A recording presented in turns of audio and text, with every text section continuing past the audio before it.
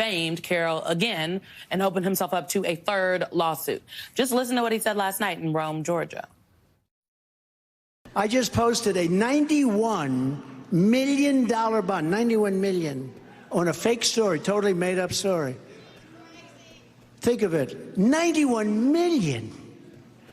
I could say things about what it would cost normally. $91 million. Based on false accusations made about me by a woman that I knew nothing about, didn't know, never heard of. I know nothing about her. She wrote a book, she said things. And when I denied it, I said, it's so crazy, it's false. I got sued for defamation. It is just remarkable. Lisa Rubin's here, Msnbc legal correspondent. Here in D.C., January 6th committee investigator Marcus Childress.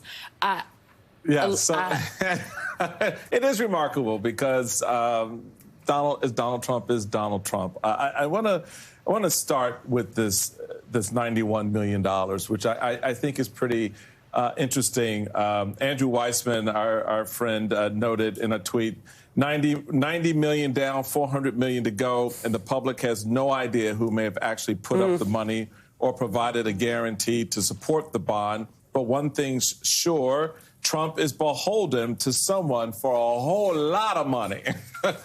Talk to us about this bond and what that says, Marcus, about the fact that it was posted. Right. Does it matter who put it up behind it? Do we need to know who that person is? We're not going to get into that transaction, obviously, between Trump and that individual, but given his stature and who he is, it would be helpful to shed a little light on some of that. Right. I mean, the thing I take away from it is I need better friends because clearly, really? I know my friends wouldn't help me with that. But what it says, I think what it matters here is because he's running for president, right? And so we probably as the American public should know who is either guaranteeing or co-signing that much money for someone who's running to be the leader of the free world. What it says practically is that, look, he's going to appeal the decision in this case, but we got to look down the road. There's another 400 million or so, as Andrew Weissman said, that he's going to have to put up here, and that's a lot of money as you're heading into an election for the presidency. I'm still like this, Alicia. Yes, I know, me too, and you would think at this point, Lisa Rubin, we would no longer be surprised by his lack of discipline. But the thing we kept coming back to when this sum was ordered was, is this number big enough to make him stop? We now have an answer.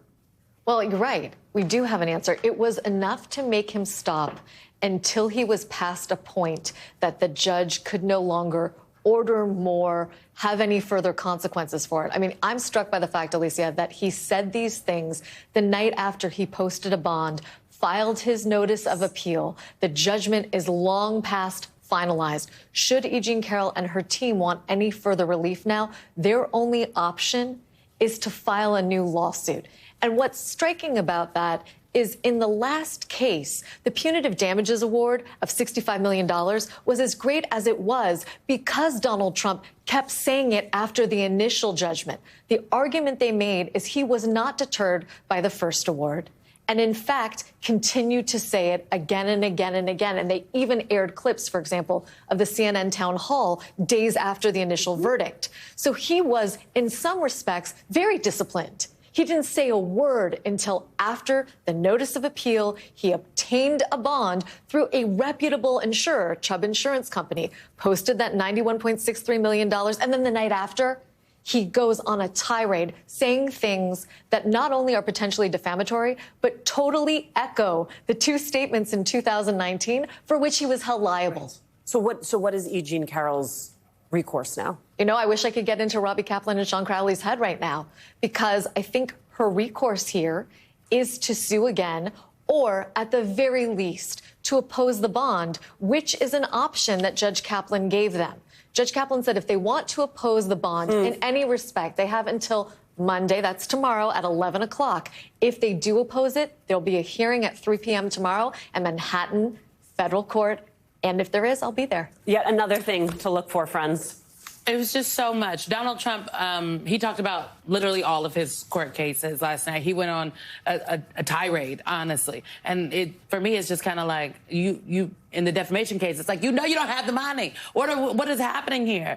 And he just went on and on and on. He did call, he used, I think, a racial slur, frankly, a racist slur, to refer to the New York Attorney General, Tish James. Called her Peekaboo James. Y'all do with that what you will this Sunday morning. He also had something to say about Fani Willis. Again, every single case he talked about it. Let's play what Donald Trump said about Fani Willis in Georgia last night. Fani Willis hired her lover, Nathan Wade, so they could fraudulently make money together. Let's make money, darling. Let's see, who can we go after? Well, if we go after somebody that nobody ever heard of, we can't make much. I got an idea. Let's do what Joe Biden and everybody else want. Let's go after Trump. And we did nothing wrong. Much like in how he talked about E. Jean Carroll, not with lies, frankly, not with facts. Same thing here with Fani Willis and Nathan Wade. Anybody else facing this kind of legal onslaught would not be allowed to stand up and tear down the district attorneys, the attorney general, the folks that are bringing these suits against him. Why is Donald Trump consistently allowed to behave in this way? Why? The laws don't apply to him. I mean, I think that's always been the case. That is a crazy statement. And it's crazy because that's the way he thinks. I mean, wow. The laws do apply, and that's where the test of our legal system is going to be, but he does not think that. One of the things that always stood out to us was after the big lie, after he knows he's being investigated for Jan 6, he would go on TV on the campaign trail like we saw last night and talk about how the election was still rigged and still taken from him. Like as Lisa said, he had discipline during the trial with E. Jean Carroll, but now he's losing that discipline, and it's purposeful because he wants to attack our system that is trying to hold him accountable where he does not think the laws apply to him. Lisa, I have a two-parter for you because I want to go back to the point you made about the bond and the fact that they could oppose the bond, and if they did, there would be a hearing for that. Walk us through a little bit of what would happen if that process occurred and the judge goes, okay, no bond, number one. And number two, there's also the ongoing concern about juror access. The New York judge on the hush money case restricts access to the jurors' identities still. Talk to us a little bit of why that's still a very important part of this ongoing case, and practically, I'd say, for all these cases that involve Donald Trump, particularly after what we saw last night in Georgia. Michael, there's a whole lot there, so let me try and take it in two parts. With respect to the bond, if E. Jean Carroll's lawyers oppose the form or amount or even the identity of the surety, meaning federal insurance company, the Chubb subsidiary that provided the bond here, they can put in papers tomorrow. After that, I don't know what it looks like because I've never seen a situation like this where the judge gives the party who's been wronged, the party who prevailed at trial, an opportunity to oppose a bond. Bonds that are issued in service of an appeal usually are pretty pro forma sorts of proceedings. So let's see what happens tomorrow.